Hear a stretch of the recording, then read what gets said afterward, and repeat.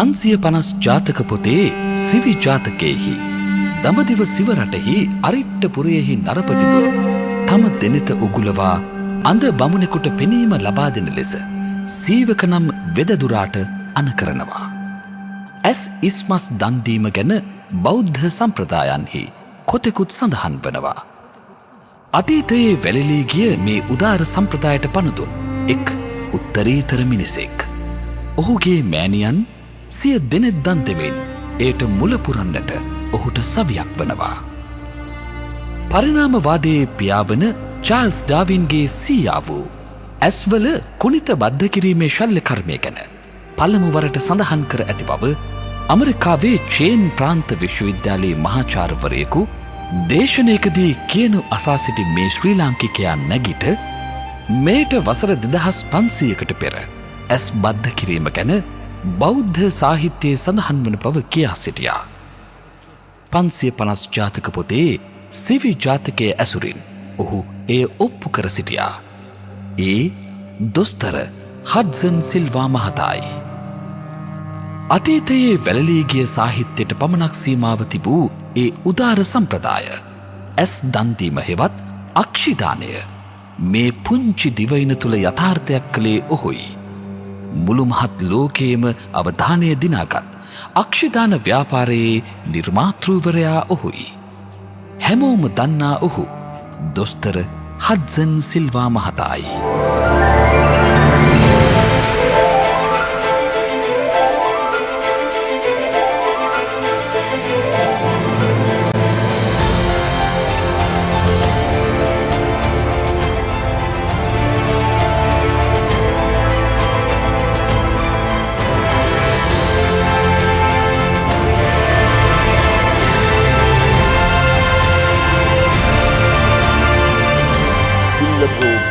ජඤ්ඤෝ නසෝ සබ්බත් ජායති යත්තසෝ ජායති ධීරෝ තං කුලං සුකුමේසි. ආජානී ආශ්‍රය සෑමදාම උපදින්නේ නැහැ.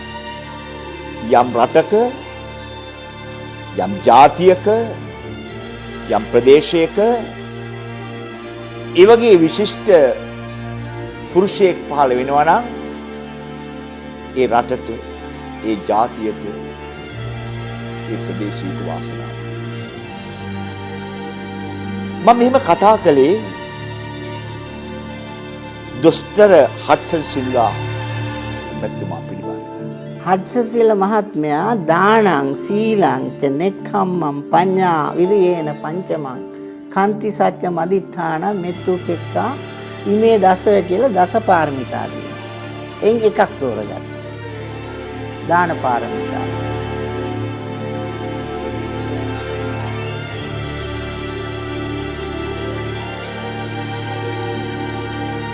වෛද්‍ය හඩ්සන් සිල්වා උපන්නේ 1929 දෙසැම්බර් මාසයේ 18 වෙනිදා මොරටුව ඉඳිපැත්තේ. ඔහුගේ සම්පූර්ණ නාමය ෆ්‍රැන්සිස්කු හෙට්ටිගේ ජෙරල්ඩ් හඩ්සන් සිල්වා. ඔහුගේ පියා ලීබඩු නිෂ්පාදකයෙක් වගේම ව්‍යාපාරිකයෙක්. ඔහුගේ මව ගෘහණියක්. මේ දෙපළට දාව උපන් මේ කුඩා දරුවා මුලින්ම ගියේ මොරටුවේ ඉඳිපැද්දේ ධර්මරත්න විද්‍යාලයට. ඊට පස්සේ දෙවන ලෝක යුද්ධ සමයේ යම් තරමකට ඔහුගේ අධ්‍යාපනය අඩාල වුණා. නමුත් පසු කලෙක ඔහු කොළඹ නාලන්දා විද්‍යාලයට යනවා. ඉනික් බිතිව කොළඹ ආනන්ද විද්‍යාලයට යනවා. මේ ආකාරයකට පාසල් කිහිපයක ඔහු ප්‍රාථමික සහ ද්විතීක අධ්‍යාපනය ලබනවා. හුදෙක් පොතපතේ වැඩ විතරක් නෙමෙයි, බාහිර ක්‍රියාකාරකම්, ගුවන් විදුලි වැඩසටහන් වලට සහභාගී වීම, බාලදක්ෂ වැඩ, මේ වගේ බොහෝ දේවල් මේ ලාබාල හඩ්සන් සිල්වා නිරත වෙනවා. අපේ ගම මොරටුවේ ඉඳිපැද්දේ. පවුලේ සහෝදරයෝ 5 දෙනෙක්ගේ පවුලේ 4 වෙනියා තමයි හඩ්සන් සිල්වා. අපි ඉස්කෝලේ ගියේ ඉඳිපැද්දේ බෞද්ධ මිශ්‍ර පාඨශාලාව තිබුණා. ඒකත් පන්සලේ තිබුණේ. සිංහල ඉස්කෝලේට යන කාලෙත් මෙයාට ඩබල් ප්‍රොමෝෂන් හම්බුණා 5න් 7ට. ඒ කාලේ JSC විභාගයේ තිබුණේ රජයේ විභාගය. ඒකට පෙනී හිටියේ වාණිජාංශය. කැඩට් හමුදාවට බැඳුණා පසු කාලයක. වෛද්‍ය විද්‍යාලයට ගිහිලත් ඒක කරලා ට්‍රාන්ස්කෝපරල් කෙනෙක් හැටියට හමුදාවේ කටයුතුත් කරා. පසුව නාලන්දා විද්‍යාලයට ඇතුළත් වුණා. ඒ.ටී. හරිහරන්නත් ඒ කාලේ නාලන්දා විද්‍යාලයේ මම ඔහු මුලින්ම අඳුනගත්තේ නාලන්දාවේ සහ ආනන්දේ ශිෂ්‍යයෙක් හැටියට ඉගෙන ගන්නකොටත් ඊළඟට වෛද්‍ය විද්‍යාලේ ඉඳෙද්දී උසස් පෙළ කළේ මුලින් මේ කලාංශෙන් උසස් පෙළ කරලා එතකොටවත් මෙයාට මේ වෛද්‍යවරයෙක් වෙනවා කියන එකක් එයා කාටවත් කිව්වෙත් නැහැ කවුරුත් දන්නෙත් නැහැ ඒ ගැන. හඩ්සන් සිල්වා ශිෂ්‍යයා මුලින් කලා විෂයන්ගෙන් උසස් පෙළ එහෙම නැත්නම් ජ්‍යෙෂ්ඨ පාඨශාලා විභාගය සමත් වෙලා විශ්වවිද්‍යාල ප්‍රවේශයට සුදුසුකම් ලබනවා. හැබැයි ඔහුට හිතෙනවා විද්‍යාවෙන් වෛද්‍ය විද්‍යා ක්ෂේත්‍රයට අවතීර්ණ වුණොත් හොඳයි කියලා. ඒ ගමන ඔහු ආයෙත් ගිහිල්ලා ජීව විද්‍යා විෂයන් හදාරනවා ඥානසිංගාමණි කියන ගුරුවරයෙකුගේ උදව් උපකාර ඇතුව. ඒ ගමන ඔහු දෙවනි වතාවට විද්‍යා විෂයන් ගෙනුත් උසස් පෙළ සමත් වෙලා වෛද්‍ය විද්‍යාලයට සුදුසුකම් ලබනවා. නමුත් එතනදීත් ඔහු දේශනාගාරවලට පොතපතට පමණක් සීමා වුණේ නැහැ. වෛද්‍ය ශිෂ්‍යයෙකු හැටියට ඔහු බෙහෙවින් සමාජශීලී ඒ වගේම බොහෝ දේ නිරත වුණු බොහෝ දේ නියැලුණු කෙනෙක් හැටියටයි සමකාලීනයන් ඔහු සිහිපත් කරන්නේ. හඩ්සන් සිල්වාව වෛද්‍ය ශිෂ්‍යයෙක්ව සිටින කාලයේදීම ජාතික තත්ත්වයකට පත් වුණා. වෛද්‍ය විද්‍යාලයේ ඉන්න කාලේ තමයි මේ අක්ෂි බද්ධය ගැන මුල්වරට මහාචාර්යවරයෙකුගේ දේශනයට ඔහු සවන් දෙන්නේ. එහෙම සවන් දීලා ඔහු පළවෙනි වතාවට දැනගන්නවා මේ යම් යම් අක්ෂි රෝගවලට ප්‍රතිකාර කිරීමට බද්ධ කිරීමට ඇහි කුණිතය එහෙම නැත්නම් ස්වච්ඡ මණ්ඩලය කියන මේ කොටස අවශ්‍ය තරමට හොයාගන්නට බැරි ලොකු හිඟයක් ලංකාවේ තියෙනවා කියලා. අම්මට ඇවිල්ලා කියලා තිබුණා මේ මම මැරුණාම මගේ ඇස් දෙක මෙහෙම දන් දෙනවා මැරිච්ච අයන්ගේ ඇස් වලින් පුළුවන් ජීවත් වෙන්න අන්ධයින්ව සුවපත් කරන්න කියලා.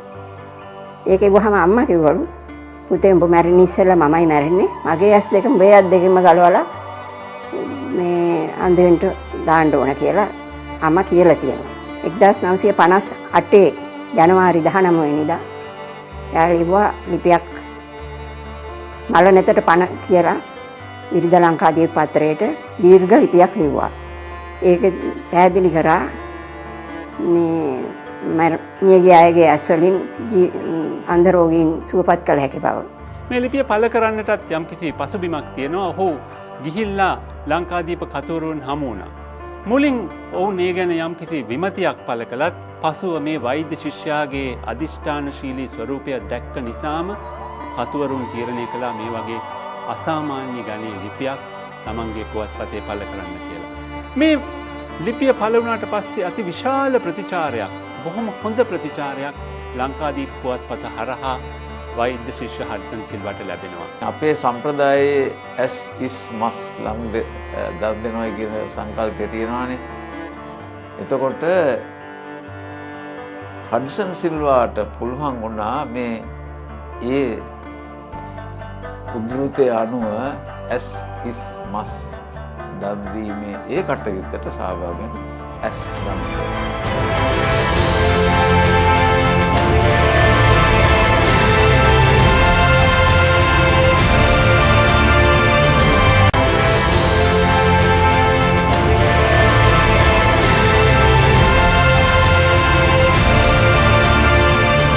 ශ්‍රී ලංකාදීප පුවත්පතේ 1958 ජනවාරි 19 වෙනිදා මේ ලිපිය පළ වුණා මල නෙතට පණ කියලා බොහොම විශාල ප්‍රචාරයක් ලැබුණා. මේක පළ වුණාට පස්සේ හුඟක් දෙනෙක් ඉදිරිපත් වුණා ඇස් දන් දෙන්න අර කලින් කිව්වා වගේ පණ තියෙද්දි ඇස් දන් දෙන්න සමහර ඉදිරිපත් වුණා. හර්ෂන් සිල්වා මැතිතුමා කියනවා හාමුදුරුවනේ මහ පුදුම මිනිස්සු. මට ලියුම් ගණනාවක් ඇවිල්ලා තියෙනවා මැරෙන්න ඉස්සෙල්ලා ඇහක් දන් දෙන්න කැමතියි කියලා. වෛද්‍යවරයෙකු හැටියට සුදුසුකම් ලබලා මුලින්ම පත්වීමක් ලැබුවේ වෛද්‍ය හඩ්සන් සිල්වා කළුතර නාගොඩ රජයේ රෝහලට. එතෙන්දී ඔහු දින කීපයක් ඇතුළත මුළු කාර්ය මණ්ඩලයම දැනුවත් කළා මේ තමන් විග්‍රහ කරන මේ අක්ෂිදාන සංකල්පය පිළිබඳව. රෝහලේ අධිකාරිවරයා වුණේ වෛද්‍ය ජෝර්ජ් ප්‍රනාන්දු. ඒ වෛද්‍යවරයා කිව්වා මේක ඉතාම හොඳ වැඩක්, මට දෙන්න පුළුවන් ඕනම සහයෝගයක් දෙන්නට මා කැමතියි කියලා. මේ විදිහට මුලින්ම අපට ඇස් ලැබුණේ කවුද කියලා නමක් නොදන්න කෙනෙක් පාරායනේ වැටිලා ඉඳලා අසුහි නැතුව රෝහලට ගෙනවිත් රෝහලේදී මැරුණා. ඒ රෝහලේ භාර වෛද්‍යවරයාගෙන් මම අවසර ඉල්ලුවා ජෝර්ජ් ප්‍රනාන්දු දොස්තර මහත්මයාගෙන් මේ S2 ගන්න අවසර දෙන්න කියලා. මේ S2 ජෑම් බෝතලයක දමාගෙන ඔහුම බස් රථේ නැගලා කොළඹට ආව. ඇවිල්ලා කොළඹ අක්ෂි රෝහලට මේ S2 ලබා දුන්නා බද්ධ කිරීම සඳහා පාවිච්චි කරන්න කියලා. ඉතින් මෙන්න මෙහෙම නමින් තවමත් අපි නොදන්නා පුද්ගලයෙකුගේ ඇස් යුගලක් ලබා ගැනීමෙන් තමයි අක්ෂිදාන ව්‍යාපාරය ප්‍රායෝගිකව ආරම්භ වුණේ. මම මේ ගැන තවත් හුඟක් උත්සාහ කරනකොට මට අපහසුයක් ඉදිරිපත් වුණා. ඒ කියන්නේ කෙනෙක් මැරෙලා නෑදෑයන්ගෙන් ඇහුවම ඇස්තන් දෙන්න කැමතිද කියලා. ජීවත්ව සිටින අය කියන්නේ අපි නම් කැමති. නමුත් මගේ මැරුණ හවන මගේ අම්මා නැත්නම් තාත්තා නැත්නම් සහෝදරයා මේකට කැමැත්තෙන් සිටියද නැද්ද කියන එක අපිට කියන්න බෑ. ඒ නිසා දෙන්න අකමැති බව තේරුණා. රෝහල් වලින් ඔබට මේ අක්ෂිදාන සංකල්පය ගෙන යා යුතු බව ඔහු තේරුම් අරගෙන ඒ සඳහා ඔහු යම්කිසි සමාජ පෙළ ගැස්මක් ඇති කරන්නට ඔහු තීරණය කළා. 58 වෙනකොට මේක ගැන එතුමා මේ ව්‍යාපාරය පටන් ගත්තා. 59 වෙනකොට එයාගේ නම මුළු රටම දන්නවා. 1958 දෙසැම්බර් මාසේ 30 වෙනිදා මහවස්කඩුවේ පන්සලේ අපි රැස්වීමක් තිබ්බා මේ ගැන ප්‍රචාරයක් කිරීමට. මහවස්කඩුවේ තමයි ඒ දවස්වල කටයුතු කරේ. යට උදව්පකාර ලැබුණා ඒ කළුතරායකෙන්. ඒ මහජන රැස්වීමේදී තමයි අක්ෂිදාන සංගමයක් පිහිටුවා ගැනීමේ සංකල්පය මුල්වරට ඉදිරිපත් වෙලා සභා සම්මත වුණේ. අන්න ඒ අනුව බලනකොට ලංකාවේ අද ශාඛා 400කට වැඩිය තියෙන මේ අක්ෂිදාන සංගම් ව්‍යාපාරය මුල්වරට බිහි වුණේ මහවස්කඩුවේ ශ්‍රී සුධර්මාරාම විහාරයේ ධර්මශාලාවේ පැවතුණු ඒ පුංචි රැස්වීමෙන්. ඇස් දම් දෙන්න මිනිස්සු ලෑස්ති කියපු ගමන්ම එක ගුණා. නමුත් ඒක කොහොමද ඇස් දම් දෙන්නේ? හඩ්සන් තමයි ඒක සංවිධානය කරුවේ. එතකොට ඔහුට තිබුණේ සියලුම ආගම්වල අයට කාවත් දන්න මේ කුණු විල යන ශරීරය මේකේ කොටසක් ජීවත් වෙන අයට ප්‍රයෝජන ගන්න දීම මොන ආගමකට වුණත් නරක ක්‍රියාවක් නෙමෙයි. ඒ ආගමට අනුකූල ක්‍රියාවක් පිනක් විය යුතුයි කියලා. නාගල රෝහලෙන් අපට තරමක් ලැබුණා. ඒ ලැබුණු සෑම අවස්ථාවකම ඒවා අරගෙන කොළඹ ඇස් රෝහලට ඇවිත් ඒවා බාර දීලා ඒ සත්කම් කිරීමට පහසුකම් සැලැස්සුවා. පැය දෙකක් තුනක් ඇතුළතදී ගත්තොත් මේ වඩාත්ම හොඳ. එතකොට එතුමා වහාම එතෙන්ට යනවා. ඒ අවශ්‍ය උපකරණ අරන් ඒක ඒ කොටස ඉවත් කර ගන්නවා. ඒක විශේෂ තරලයක බහල්ගෙන ඒක අරගෙන ඇවිත්තහක් වෙලා සුරක්ෂිතව තියාගෙන ඉඳලා මුල් කාලෙදීම එතුමාගේම ගෙදර ශීතකරණය මේක තියාගත්තේ. 1961 දී වෛද්‍ය හඩ්සන් සිල්වා කොළඹ අක්ෂි රෝහලට මාරුවක් ලැබ පත්ව එනවා. එතෙන්දී ඔහු තීරණය කළා ලංකාවේ ජාතික මට්ටමෙනුත් මේ අක්ෂිදාන ව්‍යාපාරය අක්ෂිදාන සංගම් සංකල්පය පතුරවන්නට ඕනෑ කියලා. ඒ අනුව ඔහු කොළඹ අක්ෂි රෝහලේම අධ්‍යක්ෂකවරයාගේ අනුමැතිය ඇතුව රැස්වීමක් ඇඳෙව්වා. හැබැයි මේ පළවෙනි රැස්වීමට බොහොම ටික දෙනයි ඇවිල්ලා තියෙන්නේ. එයින් අධෛර්යයටපත් නොවී ඔහු යලිත් වරක් දෙසතියකින් ඊට වැඩිය සාර්ථක රැස්වීමක් කැඳවලා සාර්ථක විදිහට ජාතික මට්ටමේ අක්ෂිදාන ව්‍යාපාරයකට මුල පිරුවා. 1961 ජූනි 11 වෙනිදා තමයි ශ්‍රී ලංකා අක්ෂිදාන සංගමයේ මුල් ආරම්භය. අද ජීවිතුන් අතර ඉන්නේ මම පමණයි ඒ ආරම්භක රැස්වීමට සහභාගී වෙච්ච අයගෙන්. එතෙන්දී ඔහු පත් කරගත්තා පැවිදි අනුශාසකවරුන් හැටියට ලංකාවේ සියලුම ප්‍රධාන ආගම්වල පූජක පක්ෂයේ නායකයන්. අක්ෂිදාන සංගමයේ ආරම්භ කරන්නට අදහස් කරලා මා හමුවන්නට පැමිණිලා එහෙම සංගමයක් පටන් ගන්නවා. එහි අනුශාසක දුවේ බාර ගන්නටයි කියලා කීවා. මා ඊට සතුටින් බාරගෙන මා කීවා අනුශාසකකම සම්පූර්ණ වෙන්නට නම් මගේ S2 පළමු කොට දන් දෙන්නට ඕන කියලා. ඒ කාලේ ඕරම් තිබුණේ නැහැ. කුලයක දියලා S2 දන් දුන්නා.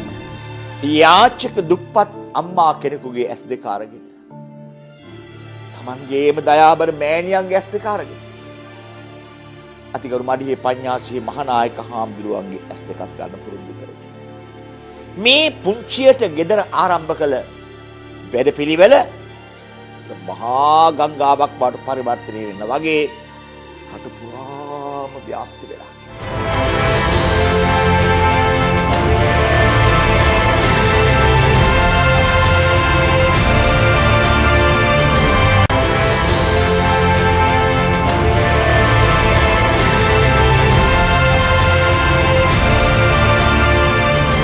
ලංකාවේ හොඳ වැඩක් කරන්න ගියාම බොහෝ වෙලාවට ප්‍රතිරෝධයන් විවේචනයන් මතුවෙනවා. අක්ෂිදාන ව්‍යාපාරයේ මුල් යුගයේදී වෛද්‍ය හඩ්සන් සිල්වාටත් අඩුවක් නැතුව මේ වගේ බාධක කම්කටොළු තිබුණා. මෙතන මැරිලා ඉන්නවා අතන මැරිලා ඉන්නවා කියලා නිවේදනය කරපු ගමම හඩ්සන් යනවා. ඉතින් එතකොට දැන් එයාගේ වැඩ කටයුතු වලටත් මේක බාධාවක් නේ. හඩ්සන් එක්කෝ මේ වැඩේ කරන්න නැත්නම් මේ ස්පිරිතාලේ වැඩේ කරන්න කියලා ওই වාගේ දන්නද කැනහිලිකම් අරම මේ තරම් වැදගත් වැඩක් කරලත් ඒ වාගේ සුළු පරිපාලනමය ප්‍රශ්නනේ ඉතින් පටන් ගන්නකොට මේකේ තියෙන වටිනාකම අනිත් අයට අවබෝධ වෙලා තිබුණේ නැහැ. මං හිතන්නේ ડોક્ટર හඩ්සන් සිල්වාගේ වැඩ පිළිවෙලට අහවල් එක්කෙනා සහායක් දුන්නා කියලා හිතන්න බෑ. එච්චර දුරට මේක කළ නොහැකි පිස්සු වැඩක් කියන අදහස තිබුණා. රෝහලේ සේවය කරන කාලෙදී අපතේ යමක් සම්බන්ධයෙන් ඒ වකට හිටිය රජය දසමාත්මගේ සේවය අත්හිතවල තිබුණා මම දන් කරමයි. එහෙම කළා ඊට පස්සේ නමුත් දසමාත්ම කවදාකවත් පස්සට ගියේ නැහැ.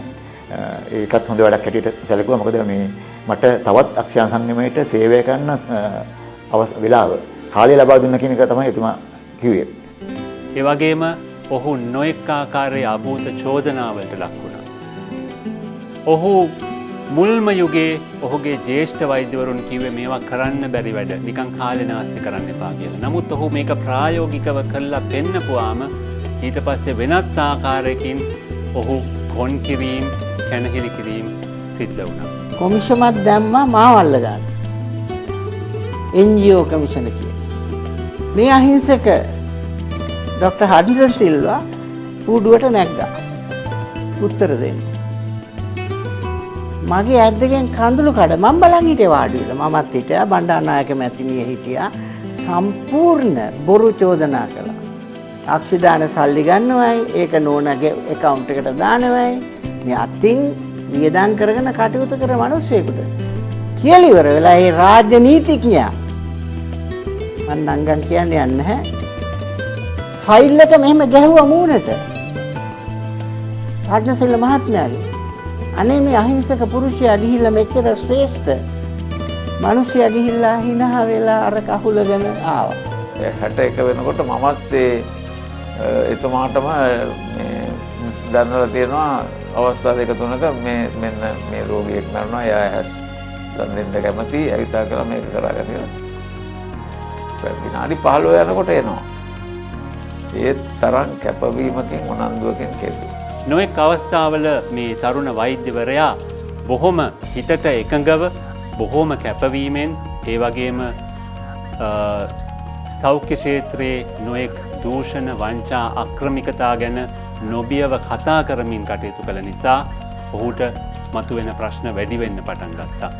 ඔහු 1964 දී එක අවස්ථාවක කිතුල්ගලට කෙටි කාලයකට මාරු කර හරින්න ලැබුවා. කිතුල්ගලෙන් ඊට පස්සේ ඉංගිරියට ගියා. ඉංගිරියට යවනු ලැබුවා. ඔහු කිව්වේ ලංකාවේ ඕනෑම තැනක රජයේ රෝහලකට ගිහිල්ලා වැඩ කරන්න මං කැමතියි.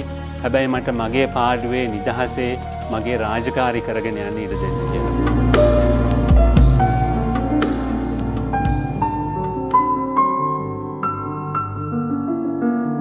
1961 දී වෛද්‍ය හඩ්සන් සිල්වා යුග දිවියට පිවිසෙනවා. ඔහු අම්බලන්ගොඩ නිල නොලත් මහේස්ත්‍රාත් HDS කුලරත්න මහතාගේ බාලම දියණිය වූ අයිරාංගනී සමග විවාහ වෙනවා. අයිරාංගනී ගාල්ලේ සවුත්ලන් බාලිකා විද්‍යාලයේ ප්‍රධාන ශිෂ්‍ය නායිකාව හැටියට කටයුතු කළ බෙහෙවින් සමාජශීලී තරුණ යුවතියක්. පද්මා අයිරාංගනී කුලරත්න. කවුරුත් දන්න අපේ දේශ කුලරත්න මහත්මයාගේ සහෝදරයාගේ දුව. ඒක යෝජිත විවාහයක්. බොහෝම මේ දෙන්න බොහොම සමීපව එකටම වැඩ කෙරුවා. සම්පූර්ණ සහය අයිරාංගනී. දෙන්නාට එකම විදියට අපි මේ ගැන ගරු කරන්න ඕන. එක විදියට මහන්සි වුණා. ඇහි ඒ කොටස ගලවාගෙන අර භාජනයක දමාගෙන ඒ තරලය අරගෙන විතර මේක සංරක්ෂණය කළේ ඒගොල්ලන්ගේ පෞද්ගලික සීතකරණය.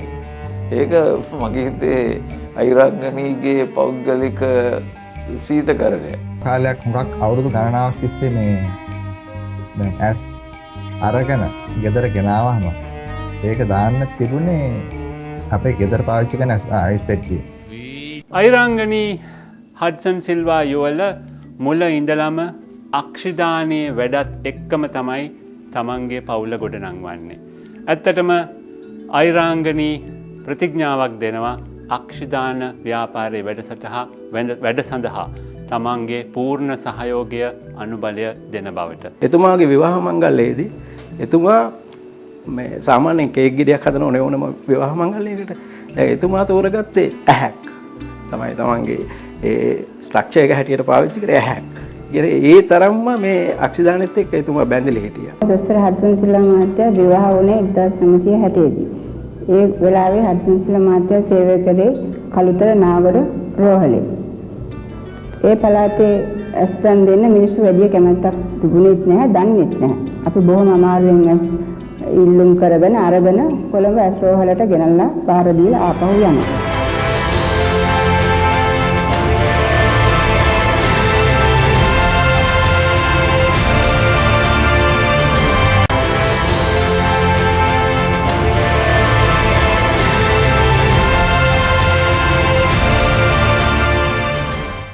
වෛද්‍ය හඩ්සන් සිල්වා හුදෙක් දොස්තර කෙනෙක් විතරක් නෙමේ. ඔහු බොහොම කාර්යශූර පංගු බේරුවට නැතුව ඕනෑම වැඩක් තැනේ හැටියට කරන්න දක්ෂේ. අවියද මේ වැඩ උපකරණ වලට හොඳට අතහුරුකම තිබුණා. යමක් කරගන්න පුළුවන් මේ ලීකලක් ගත්තාම. ඒ තරම් දක්ෂකමක් තිබුණා. හැම අංශයකටම දක්ෂයි. මට තාත්තා හුඟක් මේ වඩු වැඩ වලට දක්ෂ කෙනෙක් කියලා තමයි මට හැම වෙලෙම හිතුනේ. ගෙදර මේස් හදපු මේසයක් තිබුණා. අපි අවුරුදු 25ක් විතර පාවිච්චි කරපු මේසයක්. ඒ තාත්තා හදපු මේසයක්. ෆුල් බ්‍රයිට් ශිෂ්‍යත්වයක් සඳහා ඇමරිකාවට යන්නට වෛද්‍ය හඩ්සන් සිල්වාට අවස්ථාව ලැබුණා. මේ අවස්ථාව ගැනත් නොයෙක් දෙනා ප්‍රතිරෝධයන් එල්ල කළා. අන්තිමේදී මේ ගැන අවසාන තීරණය ගන්නට අග්‍රාමාත්‍ය සිරිමාව බණ්ඩාරනායක දක්වාම ඒ තීරණය ගියා. සිරිමාව බණ්ඩාරනායක මැතිනිය කිව්වා මේකට යවන්නට සුදුසු ඉතාම සුදුසු පුද්ගලයා තමයි හඩ්සන් සිල්වා කියලා. ඒ අනුව ඔහු වසරක වැඩිදුර අධ්‍යයනය සඳහා ශිෂ්‍යත්වයක් මත ඇමරිකාවට ගියා. වෛද්‍ය තුලින් තමයි විරෝධය. මහජනයාගෙන් නෙමෙයි. වෛද්‍ය වෘත්තියෙන්මයි ඉරිසියාව. 1965 ජනවාරි 1 වෙනිදා ලක් රජය විසින් අක්ෂිදාන සංගමය රජය පිළිගත් පුණ්‍යායතනයක් හැටියට ලියාපදිංචි කරනු ලැබුණා. 1964 දී අපි ශ්‍රී ලංකා අක්ෂිදාන සංගමය පවත්වාගෙන ගියා. ඒ පවත්වාගෙන ගියාට පස්සේ තමයි මේ සාකා සමිති සහ සියලු දේ මේ සංවිධානය ඇති වුණේ. ඒකෙදී තමන්ගේ මරණයෙන් පස්සේ මේ මිය ගියාට පස්සේ අපි මේ S2 දන් දෙන්න ඕනේ කියලා පොරොන්දු පත්‍රයකට අත්සන් කරනවා. ඒ දවස්වල ස්මාර්ට් හැමදාම මේ වොලන්ටියර් නැත්තම් ස්විච්චා සේවයෙන් තමයි කටයුතු කරන්න උත්සාහ කරේ. ඉතින් එදා කරේ අපිට කතා කරලා අපේ සේවය නොමිලේ ලබාගෙන සමහරට කන්න බොන්න දුන්නා. ඒ වගේ ලබාගෙන තමයි මේක මේ මුල ආරම්භය පටන් ගත්තේ. මේ මල නෙතට කොහොමද පණ දෙන්නේ, එළියක් දෙන්නේ, ආලෝකයක් දෙන්නේ කියන අදහස තමයි ඒ ලාංඡනයේ පෙන්වන්න උමනාකම තිබුණේ. ඉතින් ලෝකේ බෝලේ වගේ පින්තූරේ ඇඳලා අර මතකද තාත්තා සාලේ කැම මේසේ ඉඳගෙන ඔක අඳිනවා.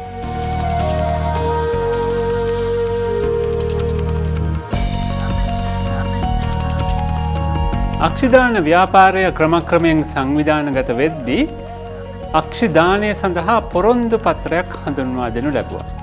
මේ පොරොන්දු පත්‍රයේ අරමුණු දෙකක් තියෙනවා. එකක් තමයි ජීවත්ව සිටියදීම කෙනෙකුට පුළුවනි මිය ගියාට පස්සේ තමන්ගේ ඇස් දන් දීම සඳහා ස්ව කැමැත්ත ප්‍රකාශ කරන්න. ඒක නීත්‍යානුකූලයි. ඒ වගේම තමන් එහෙම කැමැත්ත දීලා තියෙනවා කියන එක තමන්ගේ ඥාති මිත්‍රාදීන්ට දැනුම් දීමටත් ඒ පොරොන්දු පත්‍රය පෙනෙන තැනක තියා ගැනීම තමයි බොහෝ දෙනාගේ සිරිත.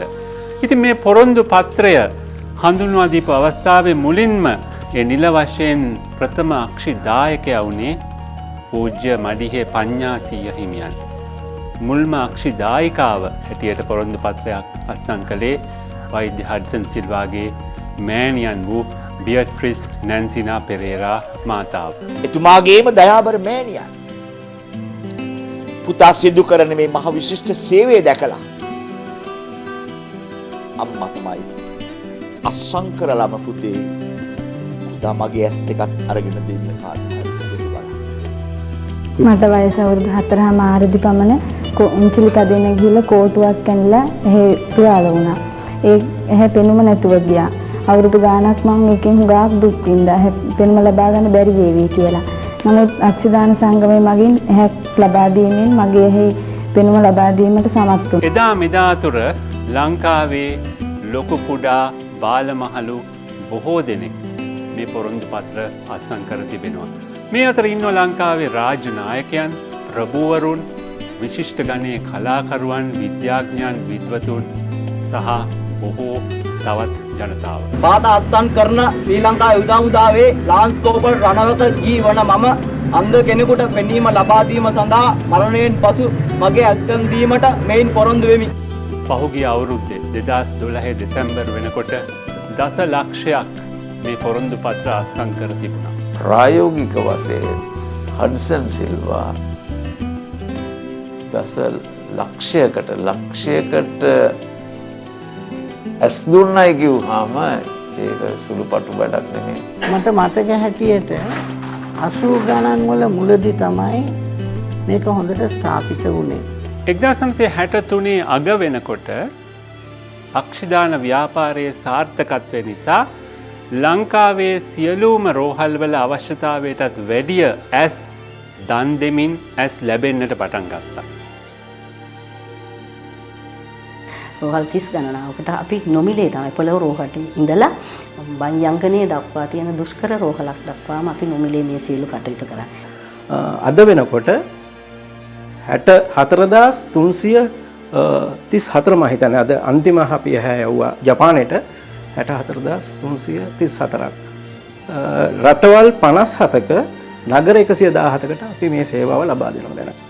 මේ අක්ෂි කුණිතයන් දිගු කාලයක් තබා ගන්නට බෑ.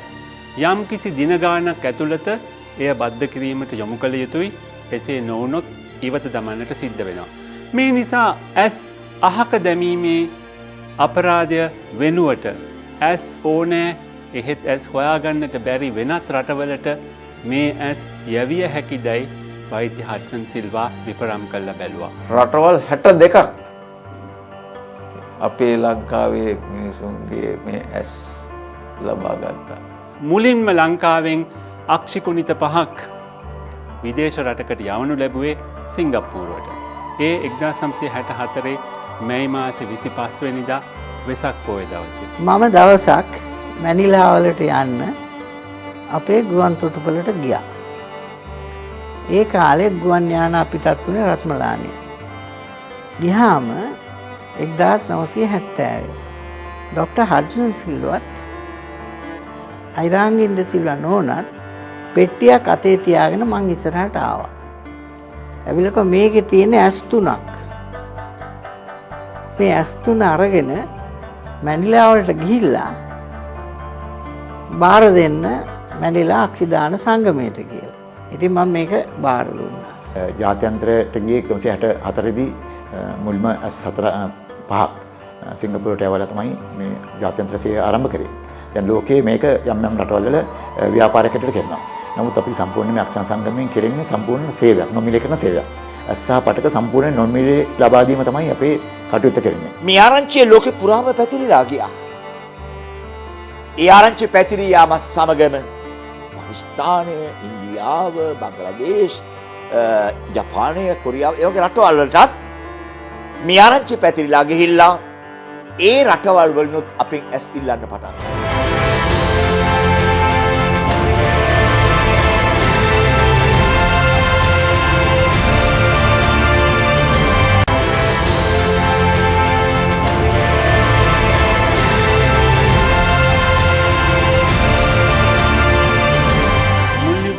කාර්යාලයක්වත් තිබුණේ නැහැ. පටන් ගත්තේ ඇස් රෝහලේ පුංචි කාර්යාලයක එහෙම නැත්නම් කාමරයක ඉඳලා. අක්ෂදාන ගොඩනැගිල්ල හදන්න ඉඩම දුන්නේ අවුරුදු ගණනාවකට ඉස්සරලා රාක් ඉස්සර.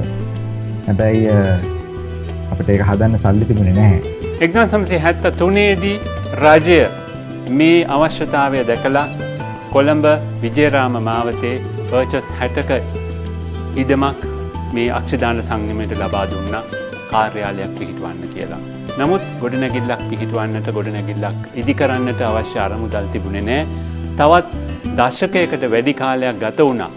නොඑක් තැන්වලින් ආධාර උපකාර එකතු කළා ගොඩනැගිල්ලක් හදලා ඒ ගොඩනැගිල්ලට තමන්ගේ කාර්යාලය ගෙනියන්න. ඒක සිද්ධ වුණේ 1984. ඒ වනතුරුම වෝඩ් පෙදෙසේ පුංචි කාමරයකින් තමයි මේ අස් බැංකුව සහ අක්ෂදාන ව්‍යාපාරය කරගෙන ගියේ. දැන් රීඩර්ස් ඩයිජෙස්ට් කිව්වම ලෝකයේ මගේ ප්‍රචලිතම සංග්‍රහ වෙන්න ඕන නේද? ඒකේ ෆීචර් ආටිකල්ස් වැටිලා තියෙන්නේ ලංකාවේ පුද්ගලයන් මන් දන්න හැටියට 4 දෙනයි. තුන්වැන්නා තමයි හඩ්සන් සිල්වා. දැන් හඩ්සන් සිල්වා ඒ අතින් බොහෝම කීර්තියටපත් වුණා. මුලින්ම රීඩර්ස් ඩයිජෙස්ට් සංග්‍රහව වෛද්‍ය හඩ්සන් සිල්වා ගැන විශේෂාංග ලිපියක් පළ කළේ 1978 ඔක්තෝබර් මාසයේ. ඊට පස්සේ තවත් දෙතුන් වතාවක ඔහු ගැන අක්ෂිදාන ව්‍යාපාරය ගැන විශේෂයෙන්ම ලංකාවෙන් ලෝකයට ඇස් දන් දීම ගැන නැවත නැවතත් රීඩර්ස් ඩයිජෙස්ට් සංග්‍රහව වාර්තා කළා.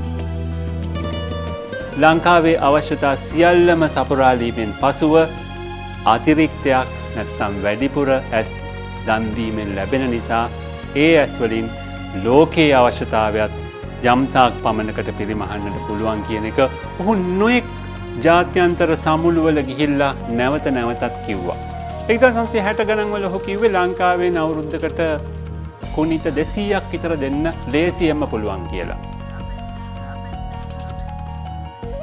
කොයි රටට ගියත් ඒ කාලේ එතුමාගේ නම දන්නවා. පාකිස්තානයේ මට මතකයි ගිය වෙලාව මෙතුමාගේ නමින් හදපු රෝහලකට මාව එක්ක ගියා. 1964 වෙනකොට විදේශීය සේවාව ආරම්භ කරනකොට අපිට කුණිත ප්‍රවාහනය කරන ක්‍රමවේදයක් හරියට තිබුණේ නැහැ. එතකොට මුදල් තිබුණේ නැත්තර මේ විදිහේ දෙයක් කරන්න මුදල් තිබුණේ නැහැ. මෙතුමා කරේ තමන්ගේ ගෙදර තියෙන උණු වතුර බෝතලේ තමයි පාවිච්චි කළා. ඒ ඇස් පහක් මං කිව්වේ සිංගප්පූරුවට ඒවා කියලා. ඒක යවුවේ තමන්ගේ ගෙදර තියෙන උණු වතුර බෝතලේ පාවිච්චි කළා. ඒ වගේම තමයි ජපානය. බොහොම සමීපව ලංකාවත් සමග කාලයක් තිස්සේ ගනුදෙනු කරන රටක්. මේ ලංකා ජපාන් මිත්‍රත්වය තවත් ස්ථිරසාර වෙන්නට ලංකාවෙන් ඉතා විශාල සංඛ්‍යාවක් ඇස් ජපානයට ලබා දීමත් එක හේතුවක් වුණා. ලංකාව මේ ඇස් නිසා තමයි එහෙ ජනප්‍රිය වෙලා තියෙන්නේ. ඒ කියන්නේ ඇස් දන් දීම නිසා තමයි ලංකාව වගේ රටක් එහෙ ජනප්‍රිය වෙලා තියෙන්නේ. ඒක හේතු කරගෙන ડોક્ટર හඩ්සන් සිල්වා අපේ නිර්මාතෘතුමාට ඒ රටෙන් හම්බ වෙන ඉහළම සම්මානය සිතාරා ඉම්තියාස් කියන සම්මානය ජනාධිපතිතුමා විසින් ඒකට හිටිය සියාවුල්ලක් කියන ජනාධිපතිතුමා එතුමා විසින් මේ සම්මානය පිරිනැමුවා. ඒ වගේම ජපානයේ එතුමා වෙනුවෙන් ගොඩක් දේවල් කළා කියනවා. ලංකාවේ ජනතාව වෙනුවෙන් ගොඩක් කියන්නේ හරි මේ කියන්නේ ඒක වර්ණනාවක් කරනවා. මේකෙන් ලංකාවේ අය මෙච්චර ඇස් දන් දෙනවා කියලා ඒ ඇස් ගැන තමයි කතා වෙන්නේ. අක්ෂිදාන ගීතයක් 1973දී කරුණාරත්න අබේසේකර සූරීන් විසින් රචනා කරනු ලදුව පණ්ඩිත අමරදේව, නන්දා මාලිනී සහ නීලා වික්‍රමසිංහ කියන ගායක ගායිකාවන් විසින් ගායනා කරනු ලැබුවා.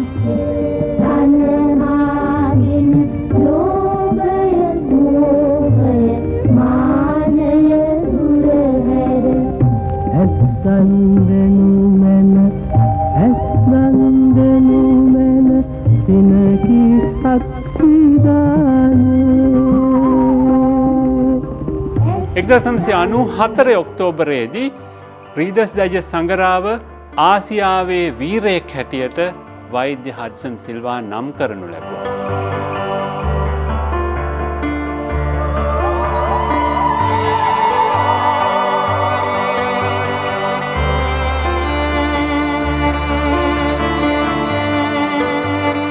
අධිෂ්ඨානශීලී පුජ්‍යලයක් එකක් කියන්න ඕන. ඒකම යම්කිසි දෙයක් පවරනවා නම් ඒක අනිවාර්යයෙන්ම කරන්න අදහසින්ම තමයි ඒක අපිට කියන්නේ. එක සංකල්පයකින් එක ව්‍යාපාරයකින් වෛද්‍ය හඩ්සන් සිල්වා නතර වුණේ නෑ. ඔහු ජීවිත කාලය පුරාම අලුත් දේවල් කරන්න උත්සාහ කළා. ඔහුට තිබුණා දැඟලිල්ල. ඔහුට තිබුණා ඔහුගේම වචන වලින් කියනවා වැඩ කරන්නට පුදුම උණක්. දස මහත්මයා හැමදේම කිව්ව දෙයක් තමයි ලංකාවේ හදනවා නම් මිනිස් පටක මිසක් වෙන සත්තුන්ගේ පටක අපිට හදන්න එපා කියලා. මොකද දස මහත්මයා අහිංසාව තදින්ම අගය කරපු කෙනෙක්. සත්තු මරණයට නැත්නම් සත්තුන්ට හිංසා කරනවට සම්පූර්ණ විරුද්ධත්වයක් තිබුණා. ඒක නිසා එතුමා කිව්වා මේ මිනිස් පටක හදනවා මිසක් මේකේ වෙන සත්තුන්ගේ පටක හදන්න එපා. ඒක නිසා අපි මේක නම පටක බැංකුව මිනිස් පටක බැංකුව හැටියට නම් කරා. මෙන්න මේ ජවය මේ ඉදිරි ජවය කැපවීම හරහා තමයි ඔහු තමන්ගේ අවුරුදු 70කට ආසන්න සමස්ත ජීවිත කාලය පුලාම සමාජයට සේවයක් කළේ. රෝදින් පිරිනැවෙන විශාලම ජාතික ත්‍යාගය අපි පිරිනැමීමට අවුරුද්ද මතක නැහැ. සර්වෝදයෙන් සම්මාන පිරිනැමීමක් කරා නන්දා මාලිනීටත් නන්දා මාලිනී මහත්මියටත් අයියටත් දෙන්නටම ඒක තමයි ජීවත් වෙන්නදී එයා සහභාගී වූ අවසාන රැස්වීම සර්වෝදය. 1999 ඔක්තෝබර් මාසේ 22 වෙනිදා වෛද්‍ය හඩ්සන් සිල්වා අප අතරින් විය වුණා.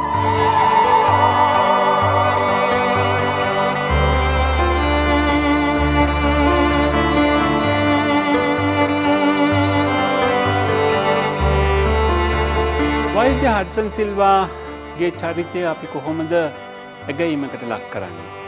ඔහු රටේ සහ ලෝකයේ මානුෂීය අවශ්‍යතාවයක් හඳුනාගත්තා.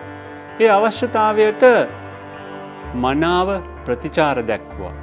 ඒ සඳහා අපේ සංස්කෘතික පසුබිම, නූතන තාක්ෂණය, සංවිධාන ශක්තිය මේ වගේ දේවල් රාශියක් ගොනු කළා ජනතා ව්‍යාපාරයක් ආරම්භ කළා. ඊට පස්සේ දශක ගණනාවක් තිස්සේ ඒ ව්‍යාපාරය ඉස්සරහට ගෙනිච්චා. මා ඔහුව දකින්නේ පෙරහැරක් සංවිධානය කළා පෙරහැර ගෙන ගිය පුද්ගලයෙක් වගේ. ඔහු සමාජයේ ලක් සමාජයේ නොඑක් තරාතිරමේ අය මේ වැඩේට සම්බන්ධ කරනවා. වර්තමාන පරම්පරාව හඳුනාගත යුතු ඓතිහාසික චරිතයක්. තමන් පින් කළා පමණක් නොවේ. අනුන්ටත් පින් කරගන්න අවස්ථාවක් හදලා මේ වගේ ආයතනයක් බිහි කිරීම පිළිබඳව එතුමාට ඇත්තටම සංසාරගත ලැබෙන පින් කොතෙද බෝධිසත්ව ගුණය ප්‍රේත උත්තම වශයෙන් සැලකලා මේ පටන් ගත්ත දායි නම් අද වෙනකම් කරපු පින්කම් වලට සහ සමාජ සත්කාරයන් වලට ලබා ගන්නවා පුණ්‍යානුමෝදනම් එතුමාට අනුමෝදන් වේවා කියලා මම ප්‍රාර්ථනා කරනවා. ඔහුට ජාතියක් ආගමක් දේශපාලනයක් කියන කිසිම දෙයක් ඔහු සැලකුවේ නැහැ. සියලුම ජාතීන්, සියලුම ආගම, සියලුම පක්ෂ, සියලුම රාජ්‍ය නායකයන් අපේ හැටියට සැලකලා තමයි කටයුතු කරේ. අවසාන මොහොත දක්වා ආය වැඩ කරා. දහස් ගණන් ලොවට ඇස් දන් දුන්, ඇස් බෙදා දුන් විස්තර හඩ්සන් සිල්වා මහත්මයාගේ ප්‍රඥා ලෝකයේ පහළ වේවා.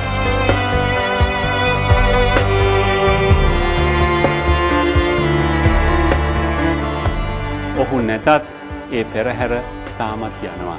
ඒ පෙරහැර දිගුකාලීනව පවත්වා ගැනීම, රැක ගැනීම කියන අභියෝගය දැන් ලක් සමාජයේ අප හැම හමුවේ තියෙනවා. හිතන්න ඔබේ දැසත් මේ විදිහට වැසී ගියොත් ඔබට හැමදාම පේන්නේ මේ විදිහට අන්ධකාරය විතරක් නම් අපි කවදා හෝ මේ ලෝකයෙන් මේ ශරීරය අතහැර නික්ම යනවා.